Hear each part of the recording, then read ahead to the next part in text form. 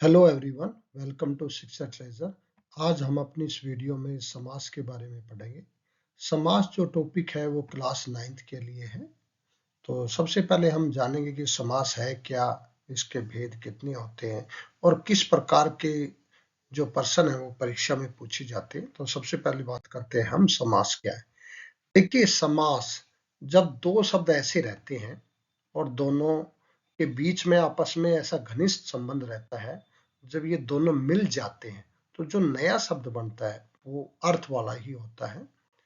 तो ऐसे जब दो या दो से अधिक सार्थक और परस्पर संबंध रखने वाले शब्दों से मिलकर जब नया शब्द बनाया जाता है, सार्थक जो होता है जिसका अपना अर्थ होता है, उसे हम समास कहते हैं। जैसे यहाँ हम एक शब्द ले रहे हैं गंगा जल। देखिए, ये गंगा और जल दो शब्दों से मिलकर के बना है। गंगा जल, यहाँ जो गंगा जल शब्द है ये शब्द कहलाएगा समस्त पद। ये गंगा जल क्या कहलाएगा? समस्त पद कहलाएगा। और इसमें जो गंगा है, जो पहले पद आ रहा है, ये पूर्व पद है। और जो ये बाद का पद है जल, इसको हम उत्तर पद कहते हैं। यानी गंगा जल का जब हम विग्रह करते हैं तो उस तरह से ये दो शब्द निकलते हैं। जो पहला होता है उसको हम पूर्व पद कहते हैं, जो दूसरा बाद वाला होता है उसको हम उत्तर पद कहते हैं। और इसका अर्थ, अगर इसका अर्थ निकाला जाए तो गंगा जल क्या होता है? गंगा का जल, यही है। अब बात आती है कि भाई समास के भेद कितने हैं। तो समास के जब भेद की हम बात करते हैं तो हमारे ये 6 प्रकार के हैं। तो 6 प्रकार में जो सबसे पहला है, इनके देखिए भेद कैसे बनाए गए। इनके भेद जैसे हमने कहा कि भाई पूर्व पद और उत्तर पद है, तो इन्हीं के आधार पर इनके भेदों को हमने बांटा है। तो सबसे पहला जो आता है वो है अव्ययी भाव। दूसरा है तत्पुरुष समास। तीसरा है द्वंद्व समास। चौथा है द्विगु समास। पांचवा है क्रमधारय समास। और छठा है बहुव्रीहि समास। तो अब हम एक एक समास के बारे में पढ़ेंगे। सबसे पहला जो है वो अव्ययी भाव है, तो अव्ययी भाव के बारे में पढ़ेंगे। देखिए, अव्ययी भाव समास क्या होता है। यहाँ पहला शब्द आपने अव्ययी भाव आया तो अवयव है पहला शब्द।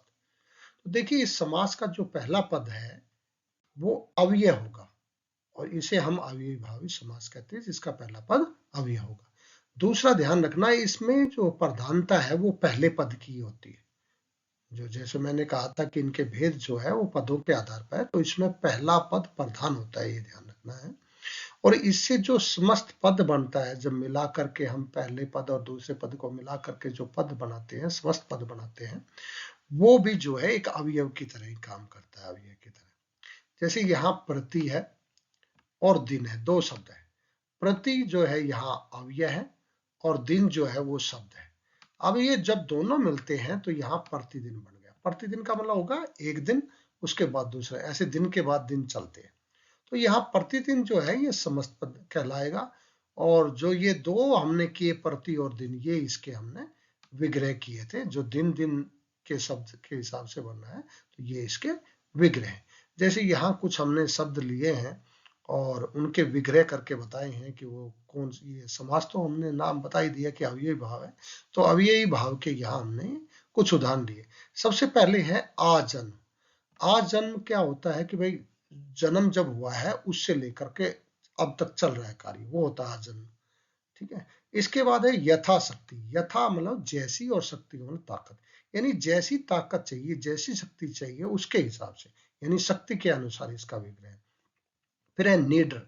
नी रहित और डर का मतलब डर, डर से रहित या डर रहित।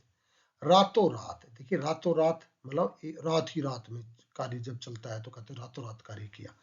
इसके बाद ये यथा नियम, जैसे यथा शक्ति है इसी तरह से यथा नियम है, यानी नियम के अनुसार।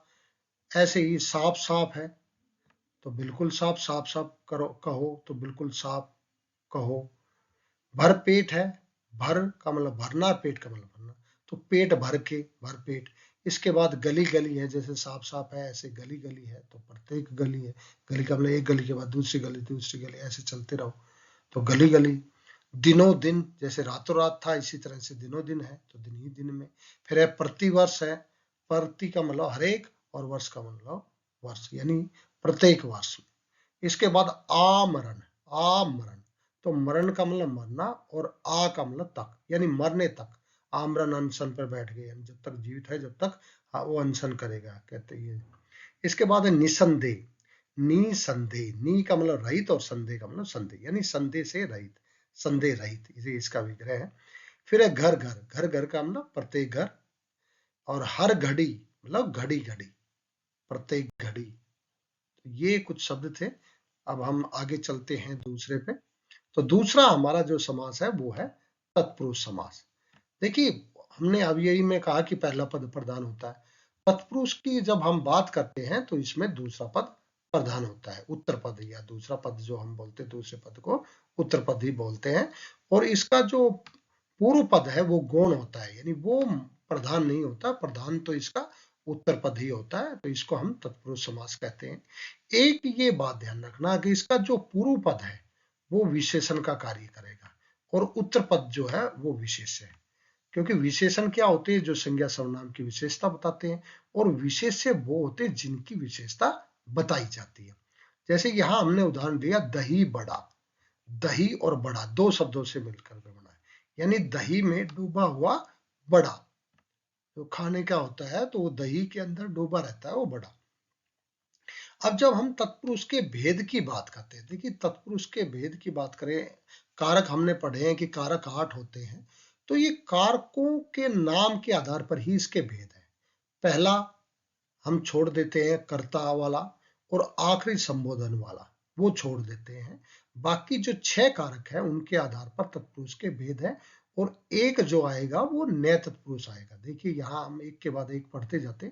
सबसे पहले आता कर्म तत्पुरुष। जैसे वहां था कर्म, कारक के अंदर कर्म हमने पढ़ा था, तो जहां पूर्व पद में कर्म कारक की विभक्ति का लोप होता है, जैसे यहाँ कर्म कारक की विभक्ति क्या है? कर्ता ने कर्म को, यानी को आएगा। अगर हम जब इसका विग्रह करेंगे तो समस्त पद का, तो वहां जो विभक्ति है वो कर्म की आएगी, तो वहां कर्म तत्पुरुष होगा। जैसे ग्रामगत। ग्रामगत का मतलब गांव को गया हुआ, ग्राम, और गत का मतलब जाना, तो गांव को गया हुआ। यश प्राप्त। यश को प्राप्त। तो देखिए यहाँ विभक्ति जो है वो यहाँ भी को आ गई, और यहाँ भी जो है को आ गई। तो ये को जो है ये कर्म की होती है। इसी तरह मरणासन, मरण को आसन या मरण को पहुंचा हुआ। परलोक गमन, परलोक का मतलब परलोक को, गमन का मतलब गया हुआ, तो परलोक को गमन। तो यहाँ भी जो है ये को आ गया, तो यहाँ विभक्ति जो है वो कर्म की आ गई, इसलिए यहाँ कर्म तत्पुरुष है। दूसरा है कर्ण। क्योंकि हमने कर्ता छोड़ दिया, तो कर्ता के बाद कर्ता ने कर्म को कर्ण से, तो कर्ण आ गया दूसरा नंबर। यहाँ क्या है? वही कर्ण की विभक्ति आपको मिलेगी। जब आप समस्त पद का विग्रह करेंगे तो वहां कर्ण की विभक्ति मिलेगी। जैसे यहाँ अकाल पीड़ित है, अकाल पीड़ित, अकाल से पीड़ित, तो कर्ता ने कर्म को कर्ण से, तो से आ गया यहाँ, अकाल से पीड़ित से। इसके बाद ईश्वर प्रदत्त, ईश्वर द्वारा प्रदत्त या ईश्वर से प्रदान की गई, ये द्वारा या से एक ही बात है। गुण युक्त, गुण से युक्त, तो यहाँ ये से आ गया। इसके बाद भूख मरा, भूख से मरा। फिर है मन माना, मन से मान लेते हैं वो मन माना, मन से माना। शोकाकुल, शोक से आकुल, तो ये जो है यहाँ माकुल लिखा है, ये आकुल है, तो शोक से आकुल। तो ये यहाँ हमने देखा कि यहाँ कर्ण में जो है वो से आता है, तो से जो है वो कर्ण तत्पुरुष के अंतर्गत आता है, क्योंकि कर्ण कारक की विभक्ति जो है वो से होती है। अब आके अगला देखते हैं संप्रदान। संप्रदान में हमें पता है कि कारक के अंदर के लिए आता है, तो यहाँ भी जो पूर्व पद में जो है वो संप्रदान की विभक्ति जो है वो के लिए आती है, तो वहां जो है संप्रदान तत्पुरुष होता है। जैसे आराम कुर्सी, तो आराम के लिए कुर्सी, जो आराम कुर्सी का जब विग्रह करेंगे तो यहाँ के लिए आ गया। इसके बाद पाठशाला, पाठ के लिए शाला, तो यहाँ के लिए आ गई। युद्ध क्षेत्र, युद्ध के लिए क्षेत्र, तो यहाँ फिर के लिए आ गया। हाथ घड़ी, हाथ के लिए घड़ी, तो यहाँ के लिए विभक्ति आ गई, तो संप्रदान तत्पुरुष है। उसके बाद है अपादान तत्पुरुष। अपादान की थी भाई से, पृथकतावाची अलग होना। एक तो वहां कर्ता ने कर्म को कर्ण से, वहां कर्ण से भी आया था, यहाँ अपादान में भी से आएगा, लेकिन यहाँ से में अलग होना है। वहां से नहीं था कि वहां कोई अलग होने का वो नहीं था। ऋण मुक्त, तो ऋण से मुक्त, यानी ऋण नहीं रहा, ऋण से मुक्त हो गया, तो अलग हो गया ऋण से। इसके बाद भयभीत, भय से भीत। धनहीन, तो धन से हीन, यानी धन नहीं रहा तो धन उससे अलग हो गया। जन्मांध, जन्म से अंधा, तो ये आ गई यहाँ से, मतलब अलग होने वाला है, तो यहाँ हो गया अपादान। इसके बाद है संबंध तत्पुरुष। संबंध तत्पुरुष में हमने वहां विभक्ति पढ़ते थे काके की, तो यहाँ भी हम देखेंगे जो पूर्व पद है उसमें संबंध तत्पुरुष की जो है वो विभक्ति हमें नजर आएगी काके की। जैसे गंगा तट, तो गंगा का तट, तो यहाँ का आ गया। इसके बाद घुड़दौड़, घोड़ों की दौड़, तो किया आ गया। फिर है भारत रत्न, भारत का रत्न, जैसे भारत रत्न जो है वो भारत का सबसे बड़ा सम्मान है। फिर है जल धारा, तो जल की धारा, तो यहाँ की आ गया। तो ये काके की का प्रयोग रहता है, ये संबंध तत्पुरुष में आता है। उसके बाद आता है अधिकरण तत्पुरुष। तो अधिकरण में आता था मे पे पर, तो मे पर देखना है, यहाँ विभक्ति जो है वो मे पर आएगी। जैसे आत्म विश्वास लेते हैं तो आत्म पर विश्वास, अपने ऊपर विश्वास होता है, तो यहाँ पर आ गया। घुड़सवार, घोड़े पर सवार, तो यहाँ पर आ गया। इसके बाद गृह प्रवेश, गृह में प्रवेश, तो यहाँ में आ गया। युद्ध वीर, तो युद्ध में वीर, तो यहाँ में आ गया। तो यहाँ अधिकरण कारक वाली जो है विभक्ति यहाँ नजर आएगी, तो अधिकरण तत्पुरुष होगा। इसके बाद हम आगे चलते हैं, ये नैत पुरुष। मैंने कहा था कि कारक के 8 भेद को 2 भेद को छोड़ दो, पहला कर्ता वाला और आखिरी जो है संबोधन वाला, तो बाकी जो 6 है उनके आधार पर इसके भेद है। और एक जो 7वां है वो न्याय तत्पुरुष, न्याय का मतलब न्याय होना। यहाँ क्या होगा, जो पहला पद है वो नकारात्मक दर्शाएगा, यहाँ ना वाले आएंगे। तो इसमें देखिए कैसे आया कि अधर्म, अधर्म का मतलब नए धर्म, तो नया आ गया। उसके बाद अनंत, नए अंत। इसके बाद अनादि, नए आदि, यानी जो आदि ना हो, जिसका अंत ना हो। अमर, नए मर, जो मरे नहीं हमेशा रहे, तो ये नए वाला मतलब नकारात्मक जो है यहाँ आएगा। धर्म का उल्टा होता है अधर्म, आदि का उल्टा अनादि, अनंत का, तो ये अंत का अनंत। अमर जो है मरने का अमर होता है, तो ये उल्टा है, उसके नकारात्मक है। इसके बाद आता है द्वंद्व समास। द्वंद्व समास के अंदर क्या करना, देखिए नाम है जैसा द्वंद्व, द्वंद्व का मतलब बराबर का। यहाँ देखना, यहाँ दोनों पद जो है वो समान रहेंगे, प्रधान रहेंगे, पहला भी और दूसरा भी, दोनों अपने आप में प्रधानता दर्शाएंगे। कैसे, जैसे हम माता पिता की बात करते हैं तो माता भी उतने ही जरूरी होती है जितने पिता होते हैं। अब यहाँ उदाहरण जो दे रखे हैं, और एक बात ध्यान रखना, इनके बीच में जो योजक चिन्ह होता है, जब हम इसका विग्रह करते हैं तो इस योजक की चिन्ह की जगह हम और लगा देते हैं। जैसे अन्न जल, अन्न और जल। जन्म मरण, जन्म और मरण। गंगा यमुना, गंगा और यमुना। अमीर गरीब, अमीर और गरीब। ऐसे माता पिता, माता और पिता, दादा दादी, दादा और दादी, ऊपर नीचे दाएं बाएं, बहुत सारे इसके उदाहरण हैं, क्योंकि ये तो सभी जो है 6th 7th 8th क्लास में भी पढ़ा जाता है। इसके बाद है द्विगु समास। द्विगु देख रहे, द्विगु, इसमें ये ध्यान रखना है इसका जो पहला पद है वो संख्यावाचक होगा, ये ध्यान रखना। और उसका सामान्य अर्थ भी होना चाहिए। अगर उसका अर्थ विशेष की तरफ जाएगा, फिर चाहे पहला पद संख्यावाची हो, फिर वो द्विगु ना होकर के बहुब्रीहि हो जाएगा। जब बहुब्रीहि आएगा तब हम बताएंगे कैसे। अब यहाँ बात आती है 4 पाई, तो 4 संख्यावाची आ गया पाई। और जब इसका विग्रह करते हैं तो या तो हम का समाहार लिखते हैं या का समूह लिखते हैं। तो चौराहा, 4 राहों का समूह। तिरंगा, 3 रंगों का समूह। नवग्रह, 9 ग्रहों का समाहार। तो ये का समूह या का समाहार जो है वो इसमें प्रयोग किया जाता है जब हम शब्द का विग्रह करते हैं समस्त पद का। इसके बाद है कर्मधारय। तो कर्मधारी में ये ध्यान रखना, ये कर्मधारी और बहुब्रीहि दो जो समास है जिनमें अक्सर गलतियां होती है, तो वो यहाँ देखिए, इस समास में जो पहला पद है वो तो विशेषण होगा और दूसरा जो है वो विशेष्य होगा। या हम ये कहें कि पहला पद उपमान होगा और दूसरा पद उपमेय होगा। तो देखिए जैसे विशेषण वही है जो संज्ञा सर्वनाम की विशेषता बताते हैं, ऐसे शब्द, और विशेष्य जिसकी विशेषता बताई जाती है वो होता है विशेष्य। इसी तरह उपमान भी वही है, ऐसे शब्द रहते हैं जो उनकी तुलना करते हैं, और जिसकी तुलना की जाती है जिससे, तो वो होता है उपमेय होता है। जैसे यहाँ है नीलांबर, नीला है जो अंबर, यानी अंबर ऐसा जो नीला है, तो अंबर तो नीला ही होता है। ये है का पुरुष, तो कायर है जो पुरुष, यानी वो व्यक्ति जो, वो पुरुष जो कायर है उसको हम का पुरुष बोल देते हैं। इसके बाद है महाजन, महान है जो जन है, यानी ऐसा व्यक्ति जो महान है, तो बहुत सारे जो महान कार्य करते हैं सब जो है वो महान। कमल नयन, कमल के समान नयन, तो जिसकी नीले आंखें होती है तो वो कह देते हैं कि इसकी आंखें जो है वो कमल के समान है, कमल नयन। दही बड़ा, दही में डूबा हुआ बड़ा, तो ऐसा बड़ा जो दही में डूबा रहता है तो उसको हम दही बड़ा कहते हैं। विद्याधन, विद्या रूपी धन, तो ये जो है कर्मधारी के समास के उदाहरण है, क्योंकि इनका सामान्य अर्थ आ रहा है। नीलांबर, नीलांबर होता है, कोई विशेष नहीं है। जब विशेष की बात आ जाती है तो फिर वो बहुब्रीहि में जाता है। वो कैसे है, अब यहाँ देखिए हम बहुब्रीहि का बताते हैं। बहुब्रीहि समास में भी वही बात है, पहला पद और दूसरा पद वो उसी तरह से विशेषण और विशेष्य रहते हैं, लेकिन दोनों पद जब मिलते हैं तो जो तीसरा पद बनता है वो किसी और की ओर संकेत करता है, यानी कोई विशिष्ट दिखाता है, कोई यूनिक चीज की बात करता है, तो उसको हम जो है वो बहुब्रीहि कहते हैं।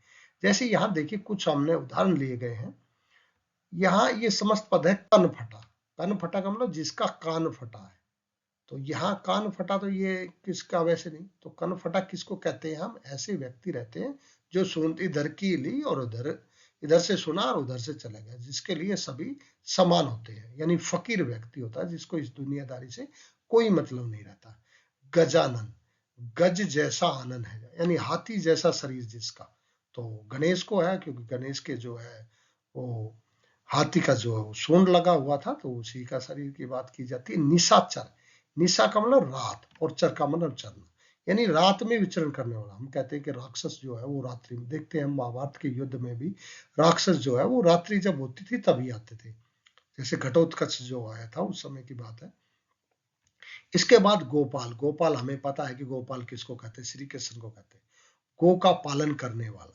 तो जब श्री कृष्ण की बात आती है, अगर सामान्य अर्थ में लेते हैं कि गोपाल जो गाय का पालन करने वाला है तो बहुत सारे, लेकिन जब श्री कृष्ण की बात आती है, किसी विशेष अर्थ की बात आती है, क्योंकि गोपाल उनका नाम उनको दिया गया है। इसी तरह से गिरिधर, गिरी को धारण करने वाला, ये भी श्री कृष्ण जी ने पर्वत को उठाया था। कमल नयन, कमल के समान नयन है जिसके, तो राम को उसकी जब संज्ञा दी जाती है, जब राम कहा जाता है कि कमल के समान नयन वाला वो व्यक्ति अर्थात राम। चक्रधर, चक्र को धारण करने वाला वो अर्थात श्री कृष्ण जी, तो विशिष्ट यहाँ अर्थ निकल रहे। चतुर्भुज, चार भुजाएं जिसकी, देखिए अब मैंने कहा था कि द्विगु समास में पहला पद संख्यावाची होता है, अब पहला पद संख्यावाची तो यहाँ भी है, लेकिन यहाँ जो चतुर्भुज है वो विष्णु के लिए प्रयोग किया गया है, विशेष अर्थ निकाला गया है। अगर चतुर्भुज हम गणित की दृष्टि से करें, चार भुजाओं वाली वो आकृति है तो बहुत सारी होती है, तो फिर हम जो है वो द्विगु में लेंगे, लेकिन जब हम चतुर्भुज को विष्णु के लिए प्रयोग करें तो वो बहुब्रीहि में आएगा। इसी तरह से चतुर्मुख, चार मुख है जिसके, तो ब्रह्मा के चार मुख माने जाते हैं। 10 आनंद, देखिए ये भी संख्यावाची है, 10, 10 संख्या आगे 10 आनंद है जिसके, हमें पता है कि रावण के ही 10 से थे, तो ये रावण के लिए प्रयोग किया गया है तो बहुब्रीहि हो गया। इसके बाद है नीलकंठ, नीला कंठ है जिसका, तो शिव के लिए, शिव को नीलकंठ कहते। मुरलीधर, मुरली को धारण करने वाला, ये भी श्री कृष्ण जी है, तो विशेष अर्थ आता है। त्रिवेणी, तीन नदियों का संगम, तो ये प्रयागराज है। इसी तरह से ये जो है, ये ध्यान रखना कि संख्यावाची अगर पहला शब्द भी आ रहा है, लेकिन अगर वो विशिष्ट अर्थ दे रहा है तो वो बहुब्रीहि में जाएगा, लेकिन अगर सामान्य अर्थ दे रहा है तो वो द्विगु में ही रहेगा। जैसे यहाँ बहुब्रीहि में हमने कुछ उदाहरण यहाँ लिए हैं। तो ये थे हमारे 6 के 6 समास। अब परीक्षा में कैसे प्रश्न पूछे जाते हैं उस पे हम बात करेंगे। देखिए प्रश्न आएगा ऐसे कि निर्देश अनुसार समास पर आधारित जो है 5 बहुविकल्पी प्रश्नों में से किसी 4 के उत्तर आपने देने। ये 4 नंबर का 5 आएंगे तो पांचों नहीं करने हैं, जो 4 बिल्कुल सही आते हो वही 4 हमने करने। जैसे यश अपयश, देखिए यश और अपयश, जैसे सुख दुख इस तरह, तो यश और अपयश, ये बीच में आ गया तो ये कहाँ आता है, तो द्वंद्व समास में आता है। द्वंद्व का देखिए यहाँ, ये भी द्वंद्व का है, लेकिन यहाँ लिखा है यस है जो, लेकिन हमने कहा कि ये योजक चिन्ह को हटा करके और का प्रयोग किया जाता है, तो और तो सिर्फ इसी में प्रयोग किया गया है, तो इसका सही उत्तर है ये यस और अपयस द्वंद्व समास है। गुरु दक्षिणा, तो इसका विग्रह करके समास का नाम लिखना है। तो गुरु के लिए दक्षिणा या गुरु और दक्षिणा या गुरु से दक्षिणा, ये गुरु है जो दक्षिणा, तो गुरु दक्षिणा क्या होती है, जो गुरु को दक्षिणा देते हैं, तो गुरु के लिए दक्षिणा जो है ये सही उत्तर है।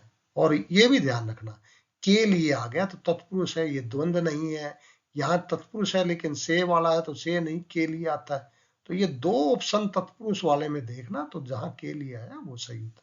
फिर है दशानन, अभी हमने पढ़ा भी था, दशानन है जिसके, तो रावण था, तो ये बहुब्रीहि समास था, तो पहला ही यहाँ आ गया बहुब्रीहि का।